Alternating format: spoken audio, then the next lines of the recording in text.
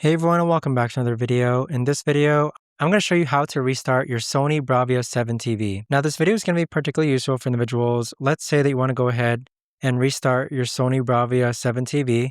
How do you actually go ahead about doing so? Now this video is going to be short, sweet, and simple, guys. There's not going to be a lot of steps involved.